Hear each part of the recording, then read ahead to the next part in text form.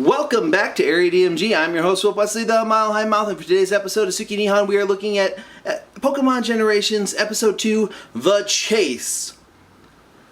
I liked this one. This one was pretty great. You follow an unnamed detective with no name, mysterious, and his team of, I guess, police and special detectives or whatnot, who are looking for Giovanni, the leader of Team Rocket.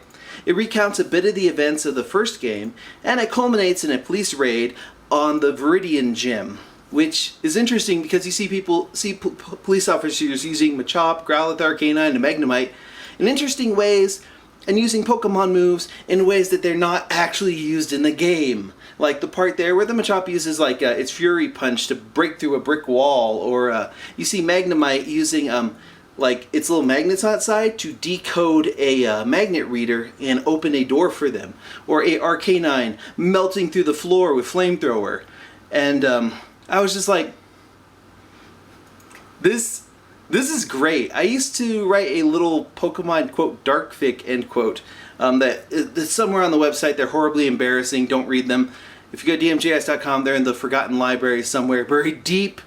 It was something we called Team Redline, and the basic idea was that it was a SEAL Team 6 type, Rangers type organization that would use Pokemon to stop terrorists, which are Team Rocket, by the way. Team Rocket, they are terrorists, or solve mysteries and such. And I'm like, I like this idea of this police force using, they recount what happened at Silphco and what happened at the Saffron Casino.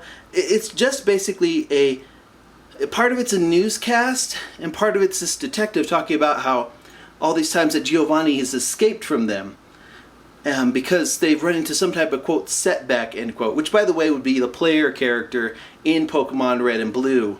And of course this leads up to a part near the end where Giovanni escapes from the gym after handing out 2 badges to Gary and Ash, or Red and Blue, or whatever you named your characters.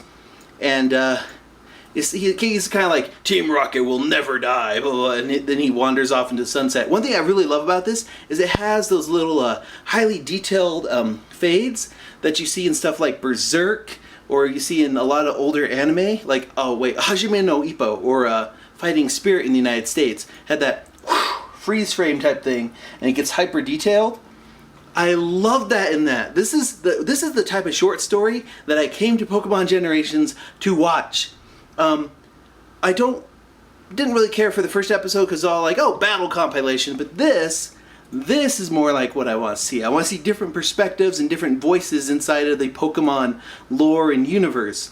In other words, give me something to chew on. Give me something interesting and unique and innovative. Also, the dub is pretty good. I can't verify it because IMDb doesn't have it, Behind the Voice Actors doesn't have the information, Anime News Network doesn't have the information, but I swear the detective in this is totally Stephen Bloom, who you might know as Spike from Cowboy Bebop, okay? I was like, I just really liked this. It was just, I want to see more of this. I hope that they continue this story a little bit in at least one of these other ones. Because, there's stuff that happens in Heart Gold and Soul Silver with Giovanni. I would love it if they go back into the deep lore of Pokemon and give us some of the things that we're missing from it. For example, if you imported the soundtrack for Pokemon, the first movie, or rather Pokemon, the Battle with Mewtwo or whatnot, that particular one, there's a radio drama in that one that part of it was animated, but another part of it wasn't. What I'd like to do is for them to go back and give us kind of what we'd love to see in this. Like, if you watch the TV show, you know about, what happened to Jessie and Jessie's parent, right? Like, to her mother, how she pretty much died on the side of a mountain looking for Mew. It's one of those things that's like, it's canon that's what happened to her.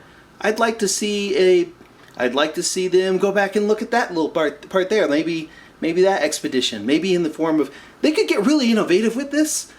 And if they get innovative with this, then Pokemon Generations will be worth it. If the rest of the series is more like that first episode, then this really won't be worth too much of your time.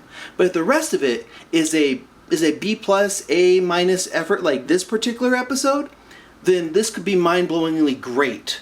But we'll have to see. Overall, I really like this episode so far. Out of these 2 episodes, this is my favorite. I know that's not a high bar to set, but we'll see what they do with the 3rd and 4th episode later on.